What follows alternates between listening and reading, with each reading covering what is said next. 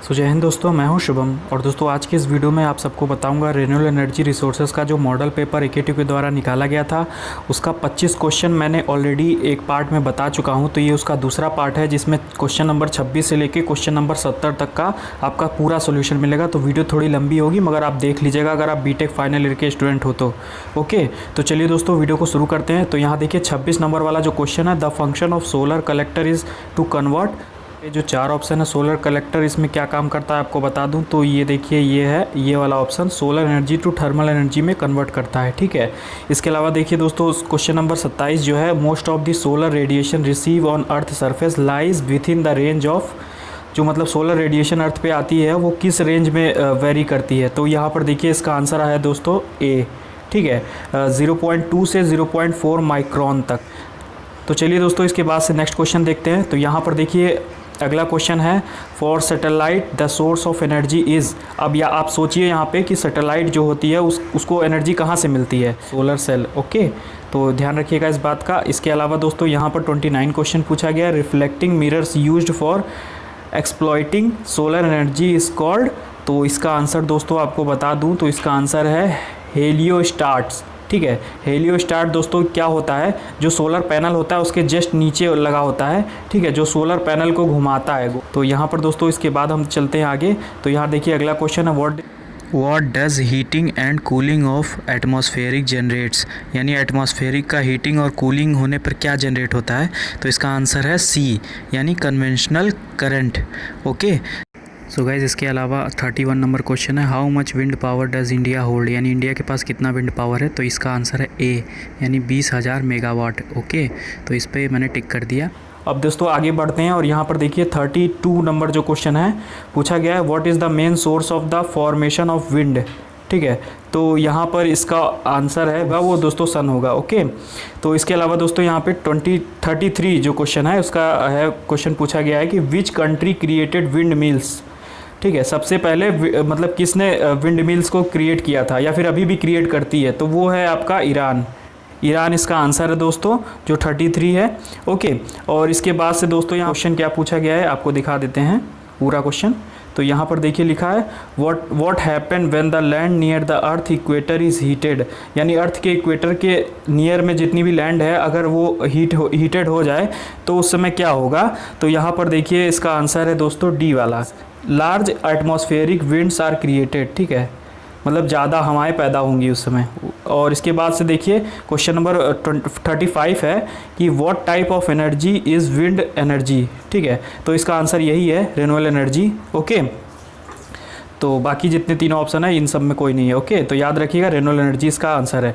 इसके अलावा दोस्तों यहाँ पे देखिए 36 जो नंबर है, what are used to turn wind energy into electrical energy. इसका मतलब है कि विंड एनर्जी को इलेक्ट्रिकल एनर्जी में हम कैसे कन्वर्ट करते हैं। तो इसका सिंपल सा आंसर है दोस्तों, आपको दिखा देते हैं। तो इसका आंसर है ये ए, टरबाइन के थ्रू हम इसको कन्वर्ट करते हैं। ओके, जब विंड के जो ब्लेड्स होते हैं वो घूमते हैं तो नीचे टरबाइन के जो पंखे होते हैं वो घूमते हैं और जिसके थ्रू मतलब इलेक्ट्रिसिटी जनरेट की जाती है। इसके अलावा दोस्तों आपको यहाँ पे 37 नंबर जो क्वेश्चन पूछा गया है, यहाँ पर दोस्तों पूछा गया है the solar cell is a, तो मतलब वो किस चीज़ से बना होता है। तो यहाँ पर हम डायरेक्टली, हमको पता है आंसर इसका, पीएन जंक्शन डायोड से बना होता है। Solar cell PN junction diode से बना होता है। ओके, इसके अलावा दोस्तों यहाँ पर 38 नंबर क्वेश्चन देखिए क्या पूछा गया है, उसकी हम बात कर लेते हैं। Which of the following material can not be used as a solar cell material. ठीक है, मतलब इन चारों में से कौन सी चीज़ है जो सोलर सेल मटेरियल के लिए नहीं यूज़ हो सकती। तो यहाँ पर देखिए, यहाँ पर जो ऑप्शन नंबर 4 है यानी PBS, याद रखिएगा PBS एक ऐसा मटेरियल है जो नहीं यूज़ हो सकता सोलर सेल बनाने के लिए। ओके, अब यहाँ पर दोस्तों अगला क्वेश्चन है कि what is the difference between photo diode and solar cell. Okay, यानी photo diode and solar cell के बीच में क्या डिफरेंस है दोस्तों। इसका आंसर है बी। ठीक है, नो एक्सटर्नल बाइस इन सोलर सेल। तो यहाँ पर दोस्तों अगला क्वेश्चन पूछा गया है कि during the collection of EH pairs, during the collection of EH pairs holes are collected by. तो होल्स कैसे कलेक्ट होते हैं दोस्तों। तो इसका आंसर है बी, यानी बैक कॉन्टैक्ट। ओके, इसके अलावा देखिए 41 नंबर जो क्वेश्चन पूछा गया है, इसमें पूछा गया है fuel cell converts the chemical energy to electrical energy using a reaction that, तो यहाँ पर आपको बता दें कि ए जो ऑप्शन है, eliminate the combustion of fuel, यानी fuel cell convert chemical energy to electrical energy किस रिएक्शन के through, elimination of combustion of fuel. Okay, इसके अलावा आगे बताते हैं दोस्तों, यहाँ पे 42 नंबर जो क्वेश्चन है कि fuel cell performance is not limited by, तो इसका आंसर है दोस्तों सेकेंड लॉ ऑफ थर्मोडायनेमिक, यानी बी जो है इसका आंसर है। और दोस्तों इसके बाद से हम चलते हैं अगला क्वेश्चन। तो अगला क्वेश्चन है आपका कि 43 नंबर वाला कि for which of these device does a negative charge carrier flow from anode to cathode in the external circuit, यानी anode to cathode external circuit में इसमें से कौन सा डिवाइस है जिसमें होता है ये चीज़। ठीक है, तो आपको बता दें दोस्तों यहाँ पे 43 नंबर का आपको आंसर है फ्यूल सेल। ओके, ये जो फ्यूल सेल वाला है इस चीज़ में ये चीज़ होती है। ठीक है, इसके अलावा आगे बढ़ते हैं और यहाँ पर देखते हैं 44 नंबर क्वेश्चन। तो 44 नंबर आपका क्वेश्चन है the type of reaction in a fuel cell is not determined by, तो इसका आंसर दोस्तों आपको बता दें कि यहाँ पे 44 नंबर का आंसर है आपका डी नंबर वाला, यानी catalyst effect of reaction container. Okay, तो याद रखिएगा catalyst effect of reaction container. 45 number question है कि विच ऑफ दीज गैसेज और liquids are not used as source of hydrogen in fuel cell, पर आपको बता दें कि इसका आंसर है आपका 45 नंबर का डी, यानी C2H5OH। ओके, यानी ये वाला ऑप्शन है। ओके, सो गाइज यहाँ पे 46 नंबर क्वेश्चन है which of these should not be property of fuel cell electrode, तो यहाँ पर दोस्तों इसका आंसर आपको बता दूं तो इसका आंसर है डी वाला, यानी taken part in the chemical reaction, ये चीज़ें नहीं होती हैं इसमें। और दोस्तों इसके बाद से यहाँ पर देखिए लिखा है 47 number question, the process of the producing energy by utilizing heat trapped inside the earth surface is called, तो ये तो सबको पता ही हो कि ज़मीन के अंदर से जो एनर्जी होती है उसे हम क्या बोलते हैं, जियोथर्मल एनर्जी, तो यानी इसका आंसर है आपका बी वाला। ओके, तो ध्यान रखिएगा इस बात का। इसके बाद से आगे बढ़ते हैं, यहाँ पर देखिए क्वेश्चन पूछा गया है how much is the average temperature of depth of 10 kilometre of earth surface, यानी धरती के 10 किलोमीटर अंदर कितना टेम्परेचर होता है, तो इसका आंसर है दोस्तों 200 डिग्री सेल्सियस, यानी ए वाला जो ऑप्शन है वो सही है। तो यहाँ पे 49 नंबर जो क्वेश्चन आपका पूछा गया है what is the hot molten rocks called. ठीक है, तो हॉट मोल्टेन रॉक्स को हम क्या कहते हैं दोस्तों, तो यहाँ पे 49 का आंसर है आपका मैग्मा, यानी बी वाला जो ऑप्शन है वो आपका सही है। ओके, और यहाँ पर दोस्तों एक चीज़ पूछी गई है कि 50 नंबर क्वेश्चन में how many kind of geothermal steams are there.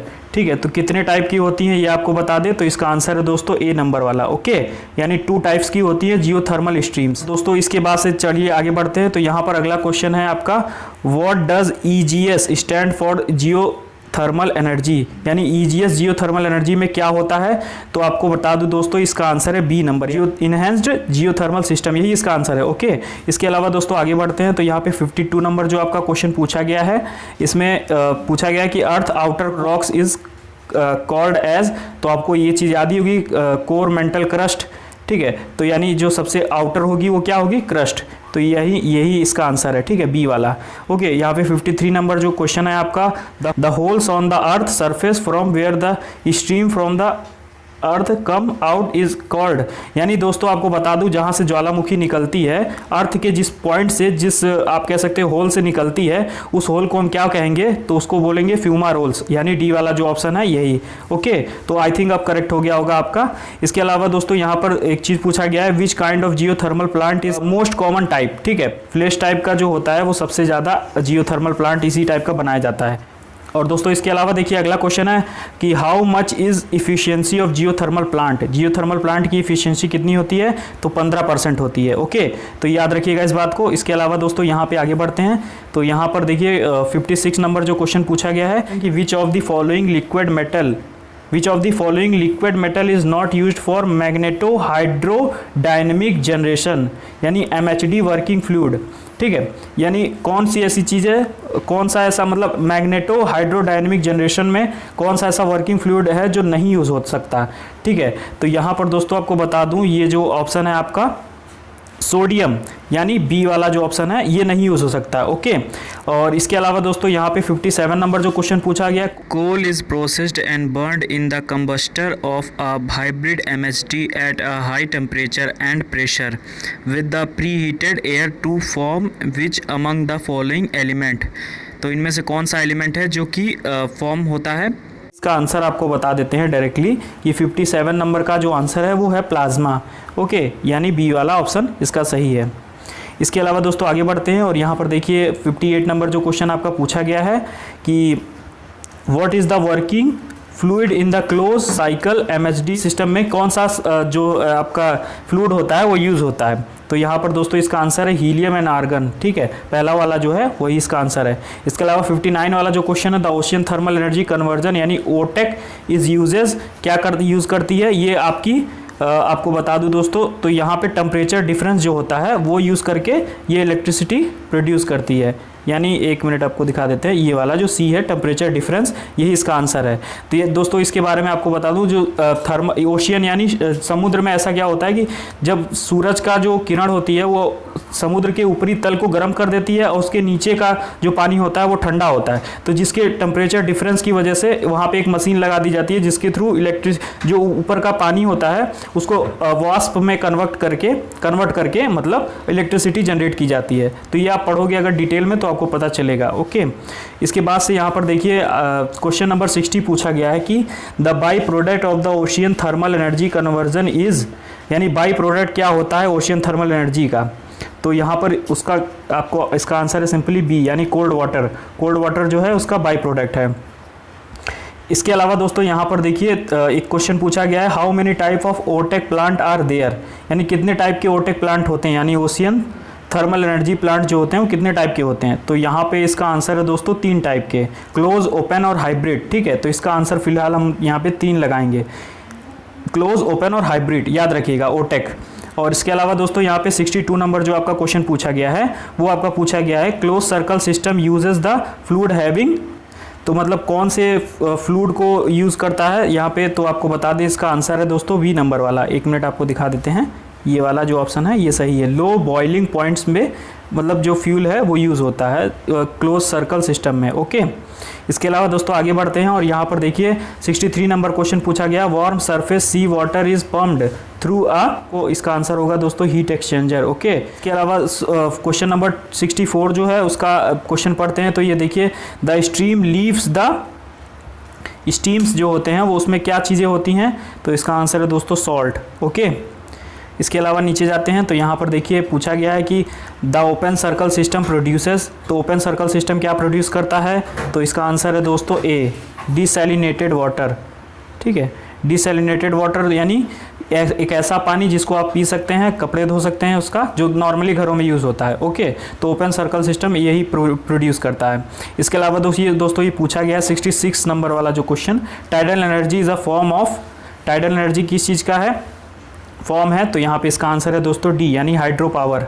ठीक है, तो यही इसका आंसर है डी वाला। ओके, और दोस्तों इसके अलावा आगे बढ़ते हैं तो यहाँ पर देखिए लिखा है tidal energy has for future electricity generation, यानी टाइडल एनर्जी के पास कौन सी चीज़ है जो फ्यूचर में इलेक्ट्रिसिटी जनरेट कर पाए।